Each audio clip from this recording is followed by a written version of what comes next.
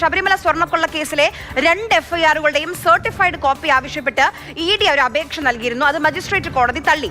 എഫ്ഐആറിന് കാത്തു നിൽക്കാതെ ഇപ്പോൾ കേസിൽ പ്രാഥമിക അന്വേഷണം ED തുടങ്ങിയിരിക്കുകയാണ്.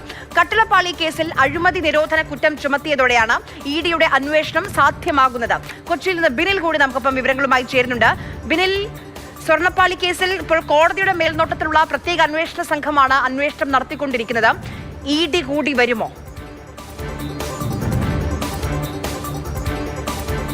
സ്വാഭാവികമായും ED രംഗത്ത് വരികയാണ്. അവർക്കുള്ള വഴി തുറന്നു കിട്ടുകയാണ്. കഴിഞ്ഞ ദിവസം SIT ഈ കേസിൽ അഴിമതി നിരോധന നിയമം ചുമത്തിയതോടുകൂടി സംഭവിച്ചിരിക്കുന്നത്. കാരണം ഒരു കേസിലെ പ്രൊസീഡ്സ് ഓഫ് ക്രൈം, അഴിമതിയുടെ ഭാഗമായി വരുന്ന പണം, കള്ളപ്പണം കണ്ടെത്തുക എന്ന നിയമപരമായ ബാധ്യതയുള്ള ഏജൻസി എന്നത് എൻഫോഴ്സ്മെന്റ് ഡയറക്ടറേറ്റ് ആണ്. അതുകൊണ്ട് തന്നെ അഴിമതി നിരോധന നിയമപ്രകാരമുള്ള കുറ്റം ചുമത്തുന്നതോടുകൂടി എൻഫോഴ്സ്മെന്റ് ഡയറക്ടറേറ്റിലേക്ക് ഇതിന്റെ അന്വേഷണം എത്തുകയാണ്. അവരായിരിക്കും ഇതിന്റെ തുടർന്നുള്ള അന്വേഷണം നടത്തേണ്ടത്.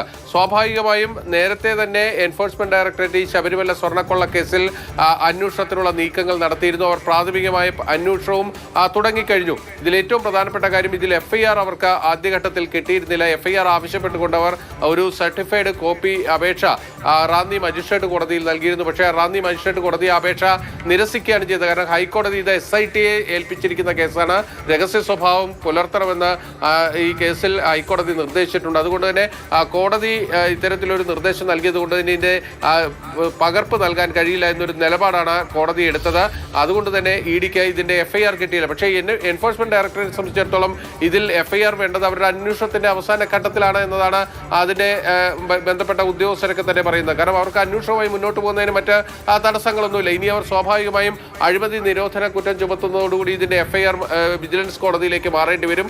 അങ്ങനെ വിജിലൻസ് കോടതിയിലേക്ക് മാറ്റിക്കഴിഞ്ഞാൽ അവർ വിജിലൻസ് കോടതിക്ക് മുന്നിൽ ഈ അപേക്ഷയുമായി എത്താനുള്ള ഒരു സാധ്യതയാണ് ഇപ്പോഴുള്ളത്. കാരണം ഇതിൽ അഴിമതി നിരോധന നിയമപ്രകാരമുള്ള അന്വേഷണത്തിന് തുടർ അന്വേഷണം, അതായത് ഇതിന്റെ പ്രൊസീഡ്സ് ഓഫ് ക്രൈം അന്വേഷിക്കാനുള്ള നിയമപരമായ ബാധ്യത തന്നെ അവർക്കുള്ളത് കൊണ്ട് അക്കാര്യം ചൂണ്ടിക്കാട്ടിയായിരിക്കും അവർ ഇനി മുന്നോട്ട് നീങ്ങുക. എന്തായാലും അവരുടെ അന്വേഷണത്തെ ഇനി അധികകാലം തടഞ്ഞു വയ്ക്കാൻ കഴിയില്ല. മടങ്ങി വരാം.